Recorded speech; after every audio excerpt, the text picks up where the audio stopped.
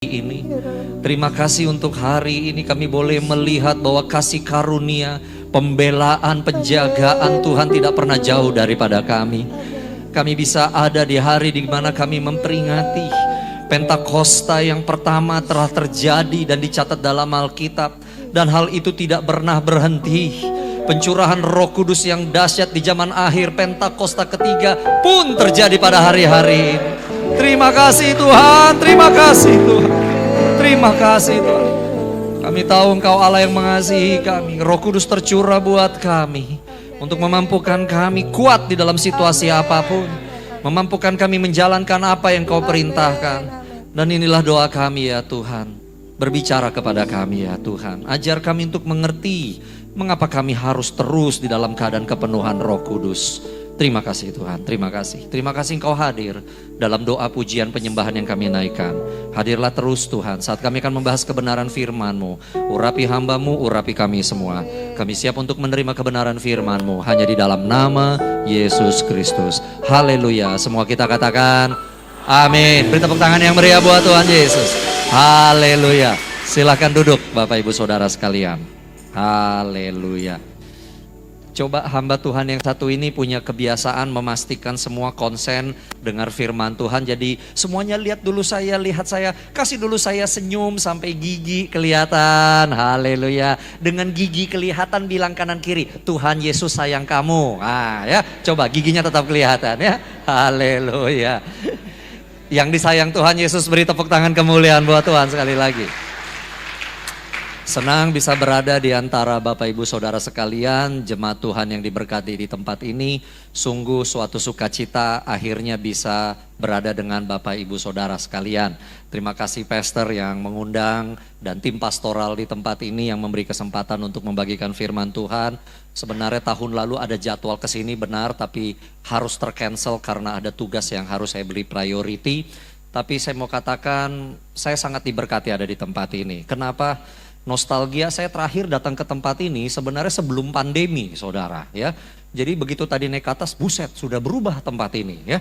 Dulu khotbah dengan tiang, lalu TV di atas, sekarang sudah ada LED ya. Bikin PowerPoint-nya kekecilan sampai jemaat melihatnya harus dengan iman begitu ya. Saya cari-cari foto saya terakhir di sini nggak ada saudara. Oh ternyata handphone yang lama, jadi kelasannya sudah lama sekali.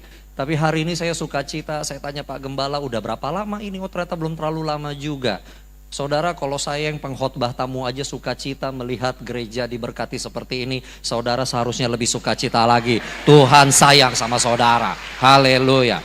Nah, hari ini di hari raya Pentakosta, jadi ini hari Minggu ini adalah Sunday Pentecost, di mana kita memperingati pencurahan Roh Kudus yang pertama kali terjadi tercatat di Yerusalem di Kisah Para Rasul 2, dan hari ini semua gereja apapun denominasinya, Katolik, Protestan, Pentakosta, semua gereja Tuhan pada hari Minggu ini sedang memperingati hari raya Pentakosta. Nah, di tengah hari raya Pentakosta ini saya rindu untuk membagikan perihal mengenai kepenuhan Roh Kudus, karena ini banyak yang pertanyaan sebenarnya. Tetapi sebenarnya kenapa sampai Roh Kudus dicurahkan kepada kita? Apa benefitnya? Apa untungnya? Kenapa hal itu harus kita kejar? Hari ini judul tema khotbahnya adalah Roh Kudus bagiku. Dan sebagai ayat pertama kita akan melihat dari Kisah Para Rasul 2 ayat 1 sampai 4. Kisah Rasul 2 ayat 1 sampai 4. PowerPoint ada atau belum ready? Oh ada, ya baik, nggak apa-apa ya. Ya, Kisah Para Rasul 2 ayat 1 sampai 4. Ya. Oke, jangan bikin bingung dengan medianya. Saudara juga pasti punya Alkitab dan Alkitab, nggak apa-apa ya. Oke, saya akan baca dari Kisah Para Rasul 2 ayat 1 sampai 4, terjemahan baru 2. Saudara bebas untuk mengenakan versi yang mana saja. Saya bacakan. Ketika tiba hari Pentakosta, mereka semua berkumpul di satu tempat. Tiba-tiba terdengarlah bunyi dari langit seperti tiupan angin keras yang memenuhi seluruh rumah tempat mereka duduk. Tampaklah kepada mereka lidah-lidah seperti lidah api yang bertebaran dan hinggap pada mereka masing-masing. Lalu mereka semua dipenuhi dengan Roh Kudus dan mulai berbicara dalam bahasa-bahasa lain seperti yang diberikan Roh itu kepada mereka untuk dikatakan. Yang percaya firman Tuhan memberikan kekuatan, katakan amin. Katakan amin. Beri tepuk tangan kemuliaan dulu buat Tuhan. Haleluya. Saudara, sebagai gereja Pentakosta karismatik, peristiwa yang terjadi di dalam Kisah Para Rasul 2 ayat 1 dan 4 adalah sesuatu yang tidak asing bagi kita. Tetapi saudara-saudara sekalian, sebelum lebih lanjut, saya mau menyamakan persepsi terlebih dahulu. Yang pertama, Roh Kudus adalah Allah. Katakan Roh Kudus adalah Allah. Hari-hari ini banyak yang menganggap bahkan di dalam tubuh gereja, oh Roh Kudus itu hanyalah kekuatan. Oh Roh Kudus itu hanyalah hembusan. Oh Roh Kudus itu hanyalah suara Tuhan. No, Bapak Ibu Saudara sekalian. Roh Kudus adalah Allah. Dia adalah bagian yang tidak terpisahkan dari Allah Tritunggal. Bapa, Putra, dan Roh Kudus. Satu hakikat, tiga pribadi. Ketika kita berbicara mengenai Roh Kudus, ini jangan kita lupakan. Katakan amin. Bilang kanan kiri dengan mata agak melotot, jangan kau lupa. Nah, sudah, sekarang bilang balik sama dia, jangan ngomong doang, kau juga. Ya, jadi Roh Kudus adalah Allah, katakan amin. Nah, kenapa saya mau ngangkat ini terlebih dahulu? Karena sekarang banyak yang ngaku gereja, tapi sebenarnya dari teologi dasarnya saja Tritunggalnya sudah salah. Ya, jadi saudara gampang, kalau mau tahu dia sesat atau tidak tersesat, kata opung saya, ya gampang. Tritunggalnya dipahami atau tidak, itu aja. Ada gereja yang ngakunya adalah sebuah kebenaran, tapi ternyata tidak mengakui Roh Kudus sebagai Allah. Malah dikatakan ada Roh Kudus, Roh Allah, Roh Yesus, Roh Kristus. 4 roh yang berbeda. Kalau sudah kayak begitu, respon kita kayak respon opung saya. Agak lain kau kulihat. Nah begitu. Ya, sudah salah. Tapi kalau dia mengakui Bapa, Putra, dan Roh Kudus, Bapa, Kristus, dan Roh Kudus, kita bisa tahu dasarnya sama. Yang ngerti katakan amin. Jadi sesat atau tidak tersesat gereja, pemahaman itu benar atau tidak, mulai dari pemahaman Tritunggalnya dahulu. Dan karena Roh Kudus adalah Allah, mohon tidak didukacitakan, mohon tidak dikecewakan, mohon diperhatikan dengan baik-baik. Penghormatan kepada Allah Roh Kudus adalah penghormatan yang sama kepada Bapa dan juga kepada Allah Putra, yaitu Kristus. Yang kedua adalah bahwa gereja kita tidak akan ada jika tidak ada pencurahan Roh Kudus. Hari Pentakosta bukan hanya hari memperingati pencurahan Roh Kudus, tapi juga adalah hari lahir gereja secara universal. Semua gereja lahirnya di mana titik poinnya? Di sini. Karena ada pencurahan Roh Kudus, 3.000 jemaat pertama didapatkan. Tidak ada hitungan gereja sebelum pencurahan Roh Kudus. Yang ada murid-murid Yesus, yang ada pengikut Yesus. Tapi gereja, fungsi gereja, di mana ada gembala, ada pemimpin, ada misi, ada diakonia, mulai ada sejak pencurahan Roh Kudus. Jadi gereja tidak akan eksis tanpa Roh Kudus. Yang ngerti katakan amin. Saudara, kita boleh mengucap syukur. Kalau ada satu hal yang mengucap syukur kita di Indonesia, di mana Allah Bapa, Putra, dan Roh Kudus masih dihormati luar biasa. GBI menghormati Roh Kudus luar biasa. Tapi kalau saudara pernah ke negara barat, Amerika atau kantong-kantong Kristen, ini sedikit curhat ya saudara ya. Tahun 2023, 3 tahun yang lalu, kami mengikuti Empower 21 di Amsterdam, dunia. Setelah kita keluar dari pandemi, langsung ada Empower 21. Dan Empower 21 itu mengatakan itulah visinya sekarang jadi everyone. Makanya kita lakukan itu everyone di mana-mana. Nah, waktu saya sama istri saya pergi ke sana di sela-sela konferensi, kami pengen melihat dong Amsterdam Belanda nih kayak apa. Pergi ke gereja-gereja, wah di situ ternyata ya peninggalan Indonesianya banyak sekali. Ya, ada sebuah gereja tua di Amsterdam, lalu kita lihat di situ, wah tahun 1600 mengirim 4 misionaris ke Batavia. Pakai bahasa Belanda tapi kita pakai Google Translate. Wah keren banget, ini gereja yang mengirim misionaris ke Batavia, ke Jabodetabek gitulah ya. Supaya jangan bilang, Pak itu kan Jakarta kami Bekasi, sama lah gitu aja ya. Lalu ada tulisan, Hanya dalam waktu 2 tahun ada keluarga Wijajah menyumbang uang untuk renovasi gereja. Wih, di tengah penjajahan orang Kristen Batavia bisa ngirim gulden ke Belanda untuk renovasi gereja yang telah mengirim misionaris. Lalu ada catatan lagi, wah banyak. Tapi gereja itu Bapak Ibu Saudara hanya tinggal bangunan. Tidak ada lagi jemaat, tidak ada lagi pendeta, tidak ada lagi pastor. Gereja itu telah menjadi gedung pertemuan biasa. Dan ketika saya pergi ke salah satu ruangan saya bingung. Ini kenapa lagi didekor ya? Kok warna-warni banget? Gereja tua warna-warni banget. Tanya sama yang sedang mendekor. Ini mau didekor apa ya? Acara apa? Oh, minggu depan ada perayaan LGBTQ se-Amsterdam, buatnya di sini. Ini gereja yang mengirimkan Injil datang ke tanah Jakarta. Sudah tidak ada jemaat, sudah tidak ada pendeta, malah jadi tempat untuk promosi LGBTQ. Istri saya ada di situ. Kita yang tadinya mau kagum Tuhan, terima kasih. Gereja Belanda mengirim Injil ke tanah Jawa. Tapi sekarang gereja itu sudah tidak ada jemaat. Tahu kenapa? Karena Roh Kudus sudah tidak ada lagi di sana. Salah satu dari bagian tim mengatakan, kok saya nggak merasakan hadirat Tuhan ya. Ada salib, ada semua ini, tapi nggak ada hadirat Tuhan. Yang tadinya jadi tur, akhirnya kami mengambil waktu untuk berdoa. Untuk berdoa bagi gereja yang mengirim Injil ke tanah ini. Sekarang sudah tidak ada lagi. Kenapa? Karena Roh Kudus nggak ada. Kalau Roh Kudus nggak ada, bagaimana gereja bisa ada? Bagaimana gereja bisa semangat? Bagaimana gereja bisa berapi-api jika tidak ada Roh Kudus? Hari ini kalau engkau mau melihat GBI Bumi Anggrek tetap ada, tetap eksis. Pastikan Roh Kudus tetap ada di gereja ini. Beri tepuk tangan kemuliaan buat Tuhan. Dan bukan hanya Roh Kudus hadir, tetapi kita dipenuhi oleh Roh Kudus. Katakan amin. Kita membutuhkan kepenuhan Roh Kudus dari waktu ke waktu. Jadi saudara gini, waktu Anda percaya sama Tuhan Yesus sebagai Tuhan dan Juru Selamat, Roh Kudus berdiam di dalam diri Anda. Katakan berdiam dalam diri saya. Oke, Roh Kudus ada di dalam saya. Tapi bicara mengenai kepenuhan artinya sekarang saya dipenuhi oleh Roh Kudus.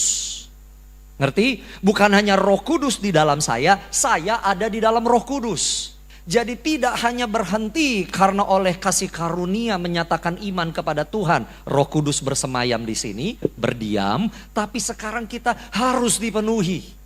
Bahasa Indonesia yang paling mendekati sambil menyelam minum air. Nah, begitu dia. Jangan puas hanya sekedar minum hadirat Roh Kudus, tapi kita ada di dalam hadirat itu. Kita perlu kepenuhan Roh Kudus itu dari waktu ke waktu. Katakan amin. Ini yang seringkali nggak dipahami atau kurang dipahami. Terutama generasi muda, milenial Z dan Alpha. Ngapain sih pakai bahasa roh? Ngapain sih merindukan Roh Kudus dicurahkan? Kenapa sih harus melanda seluruh dunia? Bukankah kalau saya percaya sama Tuhan itu artinya Roh Kudus udah dalam saya? Kenapa lagi harus penuh? No, nggak seperti itu. Nggak seperti itu. Jangan puas hanya Roh Kudus berdiam di dalam kita, tapi kita dipenuhi Roh Kudus dari waktu ke waktu. Katakan amin. Kenapa kita butuh hal itu? Nah, ini dia poinnya nomor 1. Karena dalam kepenuhan Roh Kudus akan menghasilkan hidup yang kudus. Kepenuhan Roh Kudus akan menghasilkan hidup yang kudus. Katakan hidup yang kudus. Titus 3 ayat 5 sampai 7 dikatakan begini. Pada waktu itu dia telah menyelamatkan kita, Yesus telah menyelamatkan kita bukan karena perbuatan baik yang telah kita lakukan, tetapi karena rahmat-Nya oleh pemandian kelahiran kembali dan oleh, perhatikan, pembaruan yang dikerjakan Roh Kudus yang sudah dilimpahkannya kepada kita oleh Yesus Kristus Juru Selamat kita. Kenapa harus dilimpahkan? Kenapa kita harus dipenuhi? Ayat 7, supaya kita sebagai orang yang dibenarkan oleh anugerahnya menjadi ahli waris kehidupan kekal sesuai dengan pengharapan kita. Oh come on, beri tepuk tangan kemuliaan buat Tuhan. Hari ini saya rindu untuk mengajar doktrin supaya saudara tidak salah. Ya, jadi perhatikan ayat 5. Yesus menyelamatkan kita bukan karena perbuatan baik. Bukan karena perbuatan baik. Bukan perbuatan baik yang membuat kita selamat. Iman kita kepada Dia yang baik, itu yang menyelamatkan kita. Katakan amin. Dia menyelamatkan kita bukan karena perbuatan baik, tetapi karena rahmat-Nya, karena anugerah dan kasih karunia-Nya, oleh pemandian kelahiran kembali. Dan, ada kata dan di situ. Saudara, saya juga ngajar Alkitab. Kalau setiap kali Anda ketemu kata dan, terutama di perjanjian baru, itu jangan dianggap artinya dan.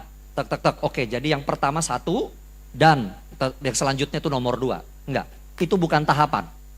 Dan artinya, oh haleluya, emang hari Pentakosta ya, pencurahan Roh Kudus. Konsen ke saya. Setiap kali Anda dapat kata dan di perjanjian baru, artinya kalimat sebelumnya dan kalimat sesudahnya itu adalah setara. Harus dilakukan. Gak boleh dipilah-pilah. Perhatikan, kita diselamatkan oleh Yesus dan oleh pembaruan yang dikerjakan Roh Kudus. Jadi gak cukup hanya sekedar saya telah selamat. Ada dan kita terus diperbaharui oleh Roh Kudus. Katakan amin. Roh Kudus kita perlu supaya kita diperbaharui, dilimpahkan karena kita sudah terima keselamatan. Sekarang kita bisa terima kelimpahan Roh Kudus. Kenapa? Ayat 7. Supaya kita yang sudah dibenarkan ini anugerah menjadi ahli waris kehidupan kekal. Sesuai dengan harapan kita. Kita menjadi pewaris kasih karunia. Kita menjadi pewaris berkat-berkat Allah. Kenapa? Karena pribadi yang sudah diselamatkan ini terus diperbaharui oleh Roh Kudus. Itulah makanya kita perlu kepenuhan Roh Kudus. Yang setuju katakan amin. Beri tepuk tangan kemuliaan buat Tuhan. Haleluya. Saudara, tantangan hidup hari ini tuh apa sih? Tantangan hidup hari ini adalah kita gak mau berubah. Kita maunya yang enak aja, tapi kita gak mau berubah. Untuk kita mau berubah, kita harus keluar dari zona enak kita. Salah satu mungkin kritik terhadap gaya hidup orang Indonesia. Orang Indonesia itu susah berubah. Sekarang jujur aja lah ya, kalau Anda ibadah hari Minggu ke tempat ini, duduknya suka berubah-berubah gak? Atau dari dahulu situ aja. Senangnya di situ aja, nggak pernah ada yang naik atau yang naik turun ke bawah gitu, ada nggak ya? Pak saya pengen di depan, oh kalau pengen di depan boleh, berarti Anda yang berkhotbah, begitu aja. Ya kan? Tapi kita kan senang begitu. Datang ke mall yang baru, yang dimakan ya itu lagi itu aja. Betul nggak? Kita tuh susah berubah sebenarnya kan? Begitu jalan berubah mau dibikin supaya lebih bagus, aduh repot nih agak muter. Padahal jalannya dibangun supaya lebih bagus. Manusia pada dasarnya nggak mau berubah. Tetapi pengen berkatnya berubah. Nah bingung kan? Ini gak mau berubah tapi berkatnya aku diberkati. Gak bisa saudara. Kalau Anda pengen dapat berkat lebih banyak, ahli waris kekayaan Allah, Anda harus berubah. Gak ada cara lain. Dan itu artinya izinkan Roh Kudus memperbaharui hidupmu. Begitu loh. Ya, dunia itu beda. Dunia sepertinya pengen Anda berubah tapi tidak. Sebenarnya tidak berubah, yang berubah teknologinya. Yang berubah teknologinya. Kemalasannya tidak. Zaman dulu belum ada Google, orang masih pergi ke perpustakaan untuk belajar. Begitu ada Google, cek Google. Sekarang semua tanya CAI, ya kan? CAI. Dan habis itu bingung, ini benar atau enggak ya? ChatGPT mulu yang ditanya. Padahal ChatGPT-nya kagak sekolah teologi ya. Kagak sekolah akuntansi. Kagak insinyur, dia main jawab aja, kagak Anda ngecek. Seolah-olah itu paling benar. Ya, kalau kami tim teologi GB Gatsu, kami juga pakai ChatGPT, kita kalahkan ChatGPT. Paling hebat Pak Hendrik Timadius, Dr. Hendrik Timadius, tim teologi, dia punya ChatGPT sampai nyerah ChatGPT-nya, saya nggak tahu mau jawab apa lagi. Wah hebat. Tapi kenapa kita lakukan itu? Supaya ChatGPT-nya jangan ngawur kasih jawaban, itu aja. Cara kerja artificial intelligence, dia belajar dari semua orang. Nah kalau kita tidak memberikan pelajaran, ya bagaimana? Akhirnya orang akan ngikuti yang gitu-gitu lagi dan lagi-lagi begitu. But my point is, hati-hati. Jangan Anda menyamakan kemajuan teknologi artinya dunia berubah. Pada dasarnya tidak berubah. Kebejatan moral, kejatuhan dosa, dan yang lain-lain tetap ada dan sekarang malah makin merajalela. Saya 1 minggu ini seminar LGBT sampai 2 kali saya narasumber. Itu bukan hal yang baru. Dari zaman Musa sudah ada LGBT. Lebih lanjut lagi dari zaman Abraham, Sodom dan Gomora sudah ada LGBT. Mau lebih lanjut lagi dari zaman Nuh sudah ada LGBT. Mau lebih lanjut lagi dari zaman keturunan Kain sudah ada LGBT. Lihat, cuma sekarang aja jadi kalimatnya lebih keren gitu. Tapi dunia tidak berubah. Dunia pengen mengikuti apa yang enaknya aja. Tapi kita bukan dari dunia. Kita berasal dari surga dan kembali akan ke surga. Kita mengalami pembaharuan. Beri tepuk tangan kemuliaan buat Tuhan. Haleluya. Kenapa kita perlu kepenuhan Roh Kudus? Yang kedua, karena kepenuhan Roh Kudus memberi kuasa jadi saksinya. Dengan kita dipenuhi Roh Kudus, itu memberikan kuasa kepada kita untuk jadi saksi Tuhan. Katakan amin. Kisah Para Rasul 1 ayat 8 yang paling sering kita baca mengenai perihal Roh Kudus. Dikatakan, tetapi kamu akan menerima kuasa bila mana Roh Kudus turun ke atas kamu, dan kamu akan menjadi saksiku di Yerusalem dan di seluruh Yudea dan Samaria dan sampai ke ujung bumi. Saudara-saudara, kalau kita mau jujur terhadap perkataan Tuhan Yesus, ini Tuhan Yesus yang ngomong, maka sebenarnya tujuan pertama, bukan tujuan utama, pertama dari pencurahan Roh Kudus adalah menjadikan kita semua misionaris. Itu tujuan pertamanya. Ada tujuan misi di situ. Tetapi kamu akan menerima kuasa apabila atau bila mana Roh Kudus turun kepada kamu, dan kamu akan menjadi saksi. Jadi kepenuhan Roh Kudus yang dimulai dengan baptisan Roh Kudus dengan tanda awal berbahasa roh menjadikan kita apa? Menjadikan kita saksi, menjadikan kita witness, menjadikan kita penginjil, menjadikan kita misionaris. Jangan kita lupa akan hal ini. Beberapa orang bertanya, Pastor Chris, apa sih yang bisa membuat Roh Kudus sepertinya padam? Roh Kudus tidak padam, tapi sepertinya terasa padam di dalam hidup kita. Kenapa? Banyak alasan bisa dijawab kenapa bisa rasanya dingin atau tidak panas. Tapi berdasarkan ayat ini saya akan tanya balik, kapan terakhir menginjil? Kapan terakhir engkau bersaksi demi nama Tuhan? Kapan terakhir engkau mengajak orang datang ke kul? Kapan terakhir engkau mengajak orang datang beribadah ke tempat ini? Kapan terakhir engkau mengajak orang untuk ikut doa malam, doa pagi, menara doa, apapun kegiatan di gereja? Kapan terakhir? Karena ketika engkau mengajak orang untuk datang ke hadirat Tuhan, engkau juga sebenarnya lagi bersaksi kan? Ayo datang hadirat Tuhan, kenapa? Pasti akan ada perbedaan. Gua nih pernah ngalamin hadirat Tuhan. Ayo datang ke kul, kenapa? Pasti beda. Dengar firman Tuhan, didoakan, pasti ada pembaharuan. Kapan terakhir engkau bersaksi? Ingat, pencurahan Roh Kudus, fungsi pertamanya untuk engkau bersaksi. Katakan bersaksi.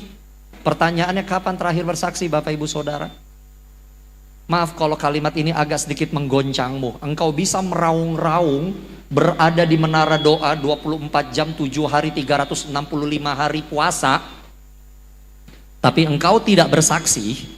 Roh Kudus juga bilang, lalu gua di sini ngapain? Itu ibarat Anda punya mobil, punya motor, dinyalain tapi nggak pernah masuk giginya.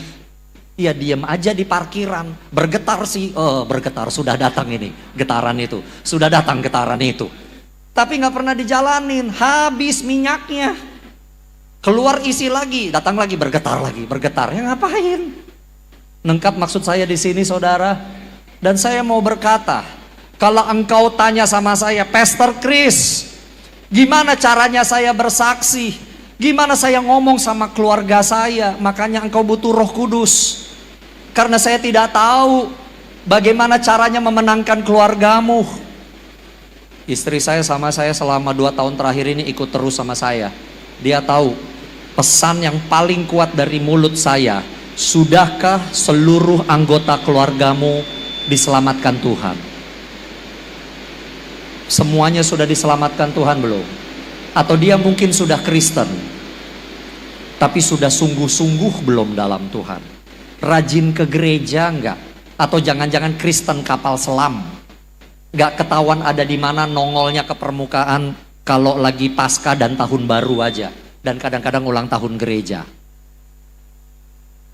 Anda tahu nggak tantangan paling berat menginjil tuh gimana? Sama keluarga, betul nggak? Karena keluargamu udah tahu kamu, si Si Chris mau coba nginjil padahal dulu bandel banget. Si Chris mentang-mentang jadi pendeta, Chris ini maksudnya. Sekarang mau menginjil, susah kan? Anda mau ngomong sama pamanmu, paman atau sama opung, sama kakek akong. Jangan dong merokok, itu rusak lo paru-paru. Sok tahu lo. Waktu lu kecil yang ganti popok gua, bingung kan? Ayo dong Pahmah ke gereja, sok tahu. Mentang-mentang dulu kuliah dikirim ke Australia, bertobat di sana ke gereja, balik ke Bekasi sekarang jadi anak gereja. Susah kan menginjil sama keluarga sendiri? Betul nggak? Makanya Anda butuh Roh Kudus. Supaya Roh Kudus dengan hikmat Allah memberitahu kepadamu apa yang harus engkau ucapkan. Roh Kudus dengan hikmat Allah memberitahu kepadamu kapan engkau harus menginjil. Ini momennya, ini harus dikatakan. Dan kalau engkau lihat di seluruh kitab kisah para rasul ini pendidikannya bahkan gak sampai S1 Bapak Ibu Saudara. Cuma 3,5 tahun, kuliah S1 aja 4. Tapi mereka adalah orang sederhana, dipenuhi Roh Kudus. Ketika berhadapan dengan mahkamah, mereka tahu apa yang harus mereka omongkan. Ketika berhadapan dengan orang biasa di pasar, mereka tahu apa yang harus mereka omongkan. Ketika mereka berhadapan dengan orang-orang asing, dari negara asing, mereka tahu bagaimana caranya ngomong. Apakah karena mereka doktor teologi? Belum ada. Hitungan dunia juga belum lulus S1, cuma 3,5 tahun belajarnya. Tapi kenapa mereka demikian powerful? Karena jelas ditunjukkan Roh Kudus memenuhi kehidupan mereka. Beri tepuk tangan kemuliaan buat Tuhan. Hari ini kalau engkau bilang, Pak berat banget Pak menginjil kepada teman kampus, kepada teman kantor, yang lain-lain, oke lah. Kita mulai dari yang sederhana dulu, Yerusalemmu, Judeamu, keluargamu dan keluarga besarmu. Sudahkah semuanya mendengar mengenai Injil keselamatan? Sudahkah semuanya sungguh-sungguh dalam Tuhan? Minta kepenuhan Roh Kudus supaya dengan hikmat Roh Kudus itu engkau menjadi misionaris yang akan memenangkan dan memberitakan Injil di keluargamu. Katakan amin. Saya mau tantang gini Bapak Ibu Saudara. Seringkali itu kita berdoa gini. Saya tidak menyalahkan, tapi ini kritik untuk kita sendiri. Tuhan, menangkan keluargaku. Kirim malaikat untuk memenangkan keluargaku. Saudara dengar baik-baik ya. Amanat agung itu bukan perintah untuk malaikat, itu perintah untuk kita. Dan bisa jadi kitalah malaikat tanda kutip yang Allah utus untuk memenangkan keluarga kita. Anda tahu gak sih kata arti malaikat itu apa? Malaikat itu salah satu arti kata malaikat itu adalah yang diutus Tuhan. Kita berdoa, Tuhan kirim malaikat untuk memenangkan keluargaku. Dan Tuhan bilang, kamu malaikatnya. Kamu yang aku utus untuk memenangkan keluargamu. Lihat, engkau berdoa, siapa tahu Tuhan bilang kau adalah orangnya itu. Jangan keraskan hatimu. Saya sangat sedih ketika melihat amanat agung menuju 2033. Yang saya bilang, Tuhan, sudah gak sih yang hadir di gereja ini semua keluarga hadir di gereja? Tidakkah engkau rindu, engkau dan keluargamu hadir, melayani Tuhan, setia sama Tuhan, sehingga lagu ini menjadi kenyataan?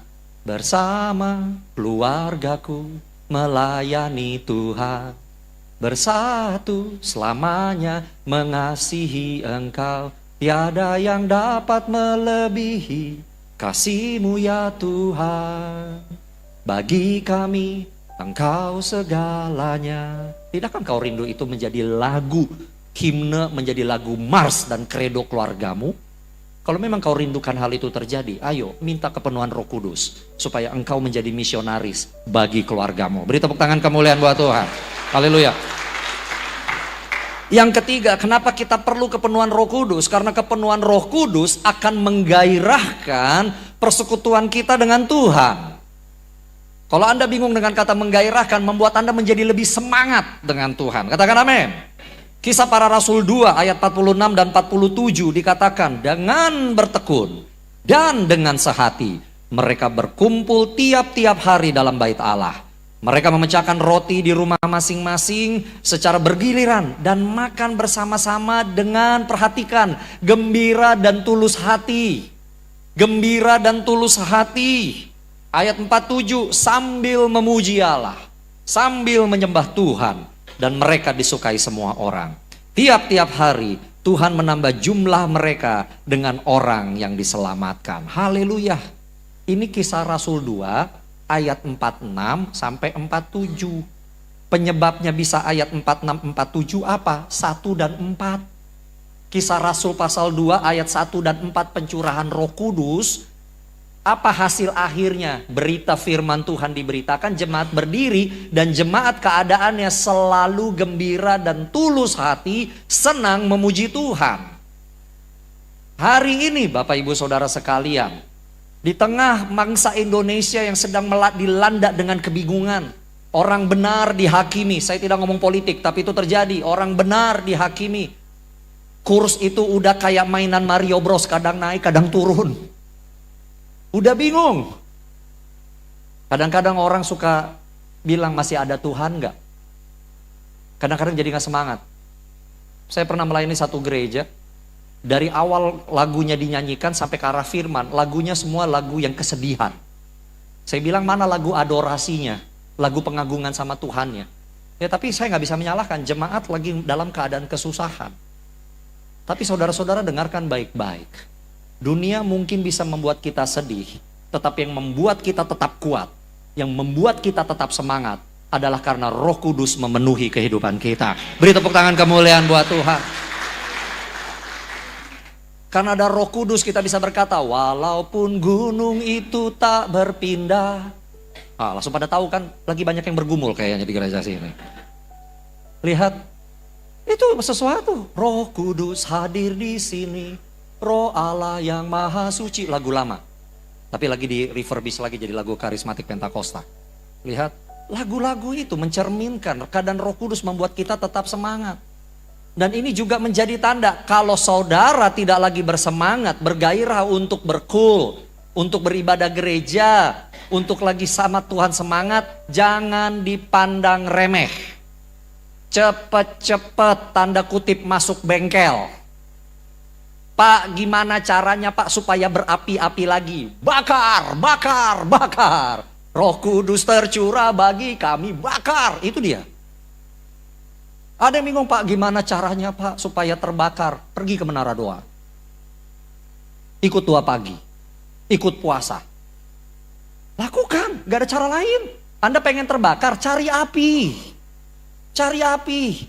Pak, saya baca Alkitab dari Kejadian sampai Wahyu dalam satu hari. Bohong, gak mungkin. Nah. Ya kan, kecuali Anda baca judul ya, Kejadian, Keluaran, ya udah judulnya doang ya, bener sih. Bohong, gak mungkin. Kalau Anda pengen basah, berhujan-hujanan dan tenggelam atau mandi, Anda basah. Anda pengen terbakar sama Tuhan, bergairah, ketemui Tuhan. Saya dan istri saya, jemaat lokal kami adalah Jemaat Induk Senayan, Gatot Subroto Pusat. Termasuk di dalam Gatot Subroto Pusat ini ya Senayan City juga di bawah Pak Billy, tapi kalau saya yang langsung di bawah Pak Niko. Nah suatu kali, ini tahun udah lama ya, 2010-an. Di Senayan City, kabitnya datang sama saya. Pak Kris nih gimana ya supaya tuh bergairah? Loh emang kenapa? Kok gembala banyak yang bilang kita kayak nggak semangat. Pasti kayaknya ada sesuatu deh. Saya bilang, iya betul, masuk menara doa. Oh kita menara doa kok Pak. Ya bikin menara doa lebih lagi. Udah banyak Pak, sampai bosen. Ini dia. Mungkin karena udah terlalu sering melakukan hal yang sama, jadi akhirnya terbiasa. Dan saya bilang begini, oke semuanya ambil cuti kantor, hari biasa, jam 11 siang, semuanya 40 kul datang ke SICC, menara doa. Jauh Pak. Mau mencari Tuhan harus bayar harga. Kalau memang tidak sungguh-sungguh cari Tuhan nggak mau bayar harga, ya udah nggak usah bingung apinya melempem. Nah saya tidak sedang artinya mempromosikan SICC Menara Doa. Saudara please datang ke sana. Tapi untuk mencari kepenuhan Roh Kudus itu memang harus kadang-kadang kita bayar harga. Saya bilang 40 gembala kul semuanya ambil cuti. Cutinya tinggal 1 Pak, setelah ini nggak ada kena keluarga, masa bodoh, ambil tuh cuti. 1 jam. Ke Bogor, gak malam aja, gak siang, kita tunjukkan saya benar-benar butuh Roh Kudus. Kita tunjukkan dan kita bertekuk lutut di sana. Apa yang terjadi? 1 tahun, double, di sana. Semua bersemangat lagi, memungkinkan kemudian Gandaria City yang sekarang menjadi CK8 berdiri waktu itu. Lihat, cari Tuhan. Kalau Anda haus, cari minum.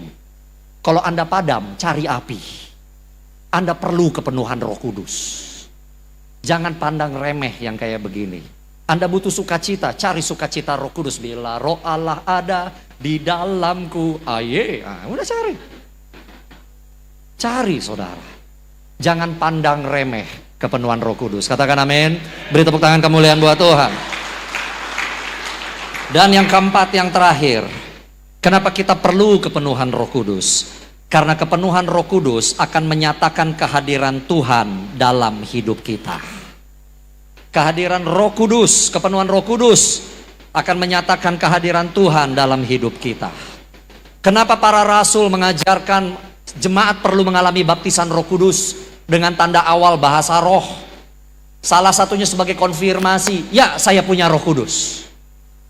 Baptisan Roh Kudus dengan tanda awal bahasa roh tidak mungkin terjadi kepada orang yang di luar Kristus. Enggak mungkin. Hanya orang yang sungguh-sungguh beriman kepada Tuhan dan telah terima keselamatan itu, dia yang bisa mendapatkan baptisan Roh Kudus. Karena baptisan Roh Kudus adalah kelanjutan daripada keselamatan oleh kasih karunia. Jadi nggak bisa orang datang gitu, Pak tolong dong, saya juga pengen bahasa roh, pengen tahu rasanya gimana. Nggak ada kayak begitu. Mulai dulu, sudah terima Tuhan Yesus sebagai Tuhan dan Juru Selamat belum? Dengan mulut, dengan hati sudah belum? Nah, kalau sudah minta sama Roh Kudus. Gimana? Minta aja. Saya berdoa, minta Tuhan Roh Kudus, baptis saya. Izinkan saya juga memiliki bahasa itu. Engkau dapatkan.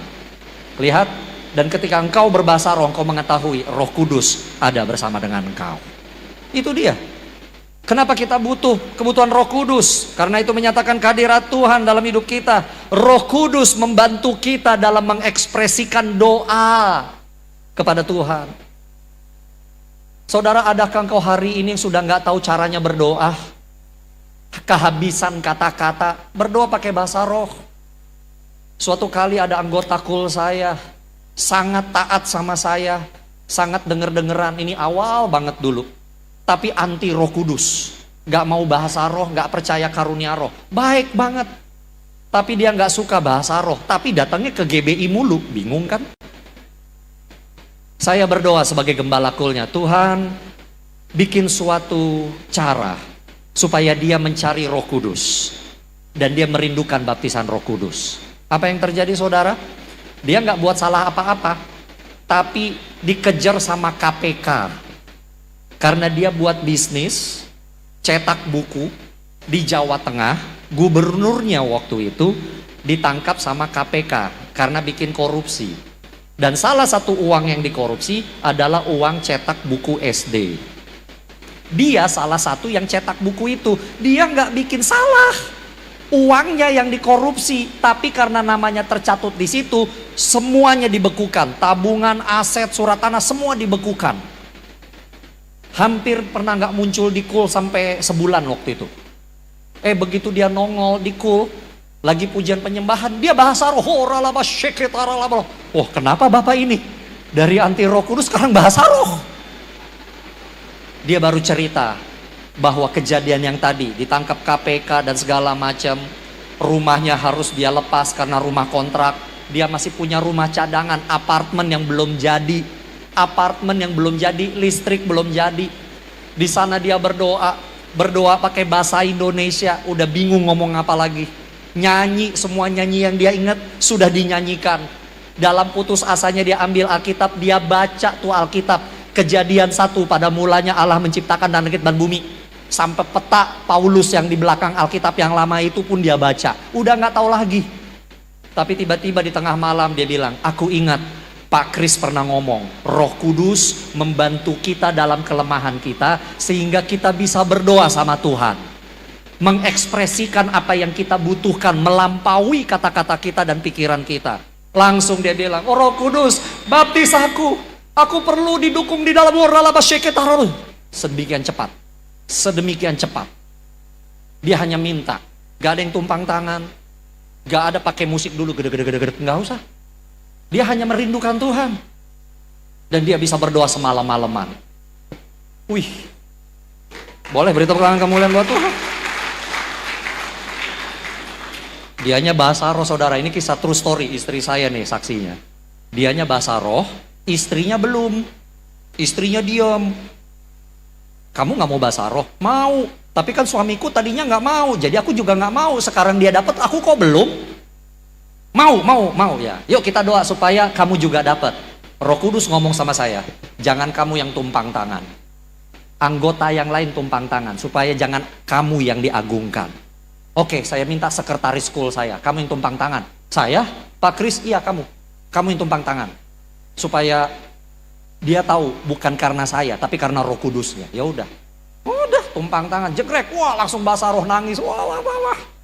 Schoolnya sudah selesai, ditutup, mereka kembali ke mobil mereka. Pak Kris pulang ya, kata suaminya, istrinya. Bang Kris, pulang ya, horala basyukur. Di mobil masih. Saya terus pulang sembari bahasa roh ya. Sekarang 2026. Berkat Tuhan kembali sama dia. Dia jadi PDP, dia bahkan sekarang jadi wakil gembala di salah satu cabang kita. Oh come on, mana tepuk tangan kemuliaan buat Tuhan. Suaminya yang anti bahasa roh sekarang malah jadi wakil gembala. Lihat, siapa yang di sini bingung caranya berdoa, kayaknya semua udah nggak ada bahasa roh. Roh yang akan membantu memeriksa diri kita dan menaikkan keluhan kita kepada Allah melampaui apa yang mungkin kita nggak tahu. Itu dia Roh Kudus. Kalau kayak begitu gimana nggak bergairah dan nggak bersemangat? Roh Kudus ikut berdoa bersama dengan kita. Anda perlu dipenuhi Roh Kudus. Katakan amin.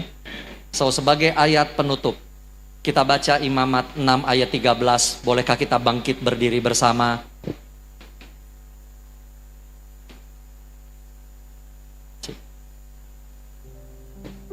Kita baca sama-sama Imamat 6 ayat 13. 2, 3. Api di atas mezbah harus dijaga tetap menyala, jangan sampai padam. Siapa mezbah itu? Kamu. Kita semua adalah mezbahnya Tuhan. Pastikan api Roh Kudus tidak padam. Beri tepuk tangan kemuliaan buat Tuhan. Haleluya.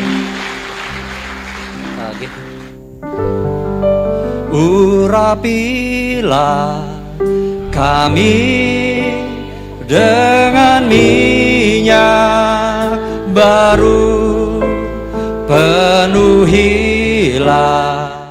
kami dengan hadirat-Mu.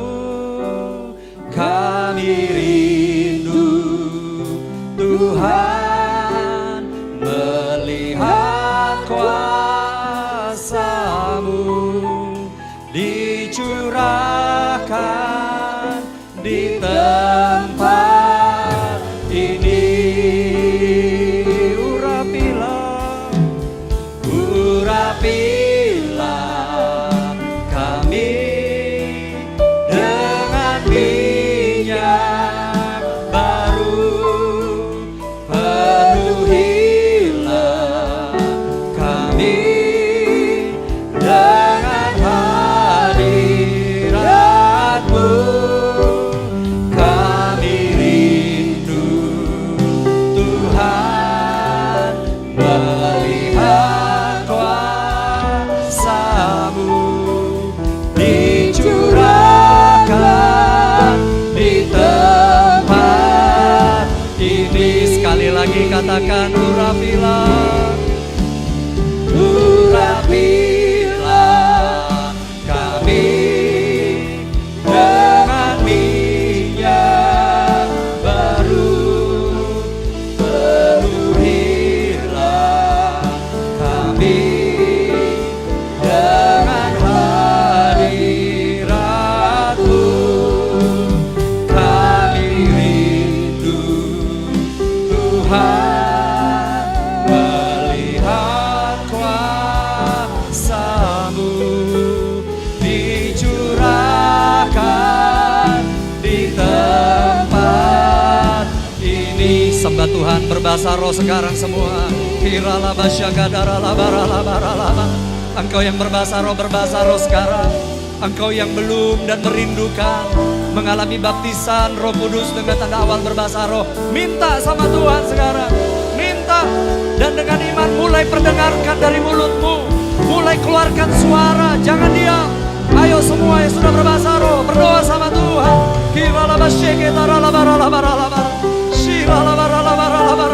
Penuhi kami dengan Roh Kudus-Mu Tuhan. Kami butuh Engkau Tuhan.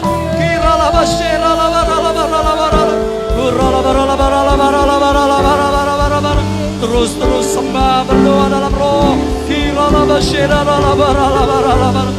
Penuhi kami Tuhan. Penuhi kami dengan Roh Kudus-Mu. Lampaui kekuatan kami Tuhan. Jadikan kami misionaris-misionaris-Mu ya Tuhan. Kami tetap bersemangat. Kami tetap bergairah.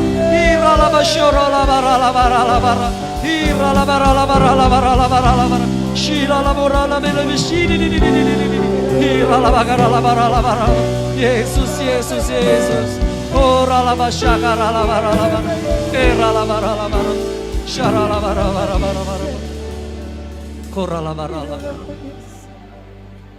Bapak Ibu Saudara, Roh Kudus. Roh Kudus minta saya lakukan ini.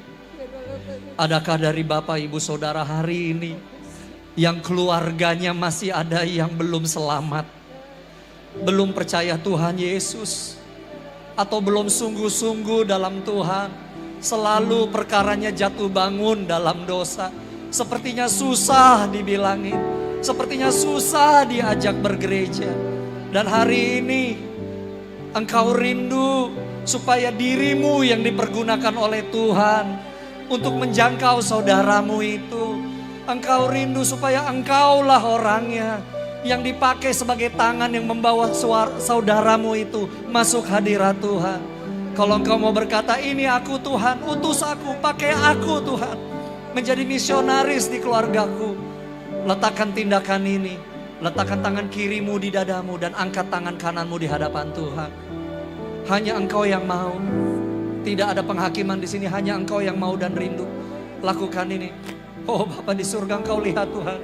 Begitu banyak Tuhan anak-anakmu pada hari ini yang mengalami pergumulan oleh karena keluarga mereka masih ada yang belum percaya Tuhan. Masih yang belum sungguh-sungguh dalam Tuhan. Tuhan, pergunakan semua anak-anakmu yang mengangkat tangan ini ya Tuhan. Roh Kudus tercurah, penuhi anak-anakmu ini. Sehingga mereka tahu kata-kata yang harus diucapkan. Mereka tahu waktu yang tepat. Berikan mereka kuasa Tuhan untuk menyelamatkan Yerusalem, Yudea mereka. Bahkan juga sampai kemanapun di ujung bumi ini ya Tuhan. Selamatkan setiap keluarga. Roh Kudus bergerak dengan cara yang ajaib. Melalui anak-anakmu Tuhan yang mengangkat tangan pada hari ini di tempat ini. Dan kepada kami semua Tuhan. Baik kami yang mengangkat tangan maupun yang tidak mengangkat tangan. Roh Kudus terus penuhi kami. Ajar kami dan buat kami terus, sadarkan diri kami terus. Hanya untuk bersandar sepenuhnya kepadamu. Terima kasih Bapa di surga. Terima kasih Tuhan Yesus, terima kasih Roh Kudus. Hamba-Mu sudah menyampaikan apa yang hamba-Mu dapatkan dari Engkau. Berbicaralah lebih dalam dan spesifik kepada anak-anak-Mu Tuhan. Penuhi mereka selalu dengan Roh Kudus-Mu. Biarlah mereka tampil sebagai pelaksana amanat agung dan sebagai pelaku-pelaku firman-Mu. Terima kasih Bapa di surga. Segala hormat, pujian, ucapan syukur kami naikkan kepadamu. Hanya di dalam nama Yesus Kristus. Haleluya. Semua kita katakan amin. Beri tepuk tangan yang meriah buat Tuhan Yesus.